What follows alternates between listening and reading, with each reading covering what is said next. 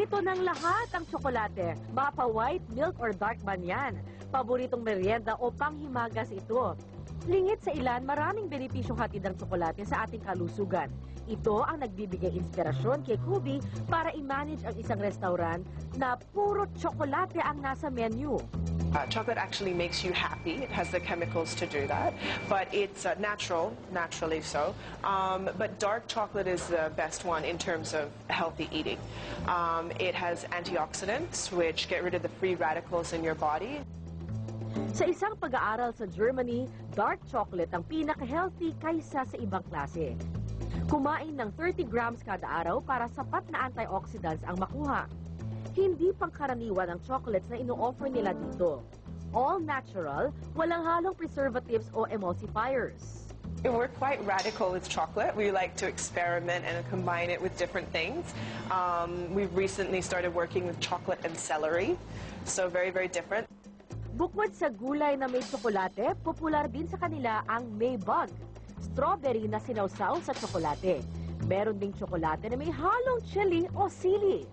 Masarap talaga ang tsokolate, pero isang paalala, lahat ng sobra ay masama. Kaya dapat in moderation. At ngayon naman ho, may tanong tayo mula sa ating live studio audience, mula kay Aling Norma Canlas. Go ahead po. Magandang umaga po, Dok. Good morning. Bakit po ang aking mata ko laging kumikirot tsaka lumuluha? Baka ho nanunuyo na yung inyong mata. No? Dahil po, dala rin ho yan ng pag-edad kasi ng isang tao. So binibigyan lang namin ng lubricants ang isang pasyenteng may dry eyes.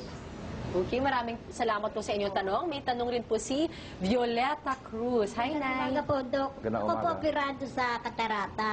Bakit po minsan nagluluwa, nagmumuta? Baka kaka-opera lang po sa inyo, kaya Noong 2008 po. baka nanunuyo din po yung mata ninyo. Kadalasan pagkatapos ng cataract operation, yun din po ang nangyayari. Ayun O minsan, baka may naiwang tahi. Kung may Hindi po, tahi ang ginawa lang po, Dok, ginanon lang eh. Hindi naman po tinay ano. Sa ano po, Sampaloc Hospital. Anyway, Doc, mamaya ho pwede ho nating i-accommodate pang inyong mga tanong. Maraming salamat po, Nanay. Salamat po. After the show, pwede. Eto naman, may tanong pa rin po kasi tayo mula po sa inyo, mula po kay Ofelia Enrigan ng Caloocan. Ano pong gamot sa mata na laging lumuluha? Kailangan malaman kung anong cause ng pagluha. Kadalasan dry eyes lang eh. Pero minsan baka may infeksyon. So kailangan makita at mabigyan ng lunas. Okay. Mula naman kay Virginia Nievera ng Cubao, na operahan na ako sa katarata sa parehong mata at diabetic ako. Minsan pag lumuluha po ako na parang bumubuo pag natuyo na, ano po kaya ito? Hindi ba ito masama? Dahil may diabetes siya, maganda ma-check rin ang kanyang mata, no? Yan ang pwede rin isang simptomas ng diabetic retinopathy. Wala naman kay Hana, lagi akong nakakakita ng parang maliliit na langgam. Senyales ba ito ng diabetic retinopathy? Sa tingin ko, ang dinedescribe niya yung floater, no? Yung ague. Problema rin, simptomas yan ng may problema sa retina. So, kailangan din ma-check. Wala naman kay Elana ng Caloocan, may kuliti po sa magkabilang mata at 5 months na po ito katagal. O operahan po ba ito? Paano ba ito maiiwasan? Kapag ganyang katagal na ang kuliti, mas magandang tanggalin na ito, no? Minor procedure lang naman yan. Kahit 5 months na?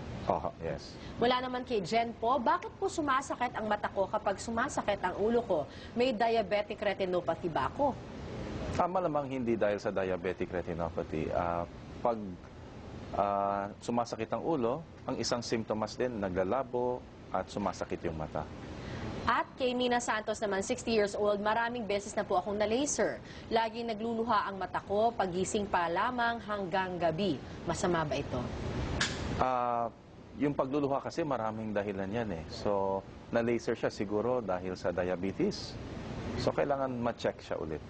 Mula naman kay Renato Princilio ng Taguig City, 11 years old po ang anak ko at 2 years nang may diabetes. Gaano po dapat siya katagal mag-computer para po hindi lumabo ang kanyang mata? Siguro nakikinig yung anak niya. Oo, juvenile diabetes ito.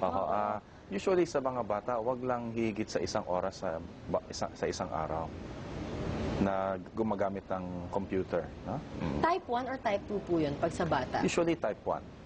Type 1 pag sa bata. Juvenile onset diabetes. Mula naman kay Othello Lizardo ng Alabang, yung kanang mata ko ay dilated at dislocated ang lens. Nakakaaninag po ako at namumula na. Masama po ba ito pag tumagal? Ano po ang dapat kong gawin? Baka nagkakaroon na siya ng komplikasyon dahil sa wala sa tamang lugar ang lente. No? Usually, inooperahan na namin yung mga ganyang mga kondisyon. At mula naman kay Maris, pag may pumasok na flies o anumang insekto sa mata, ano po ba dapat ang gagawin, Dok? Kaagad buhusan ng malinis na tubig yung mata para matanggal yung insekto. Huwag niyo pong kakamutin yung mata kasi baka lumubog doon yung yung insekto. No? So, tubig lang na malinis. Okay. Mula naman kay Jane Paguntalan. May lahi po kami ng diabetes. Paano ho ito maiiwasan para hindi mauwi sa diabetic retinopathy? Again, control ang pinaka-importante. Early detection, kailangan ma-check yung mata at saka makontrol ang diabetes. Maraming salamat po sa inyong mga katanungan. Diyan lamang po kayo. Magbabalik pa rin po ang Salamat, Doc.